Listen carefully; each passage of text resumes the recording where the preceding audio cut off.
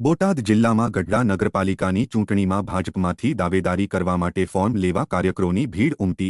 નગરપાલિકા ચૂંટણીમાં ભાજપમાંથી ચૂંટણી લડવા ઇચ્છુકો માટે દાવેદારી ફોર્મનું વિતરણ કરાયું। ગઢડાના 7 વોર્ડમાંથી મોટી સંખ્યામાં ભાજપના કાર્યકરોએ ચૂંટણી લડવા ફોર્મ લેવાની ભીડ લગાવી। નગરપાલિકાના 7 વોર્ડ માટે ભાજપના 85થી વધુ કાર્યકરોએ દાવેદારી નોંધાવવાના લીધા ફોર્મ। આવતીકાલે નગરપાલિકાની ચૂંટણીના ઉમેદવારોના લેવામાં આવશે સેન્સ। ગઢડા નગરપાલિકાની ચૂંટણી માટે ભાજપના કાર્યકરોમાં અભૂતપૂર્વ ઉત્સાહ જોવા મળ્યો। ગઢડા નગરપાલિકાના 7 વોર્ડમાં ભાજપની જીત થશે તેવો વિશ્વાસ જિલ્લા ભાજપના મહામંત્રીએ વ્યક્ત કર્યો।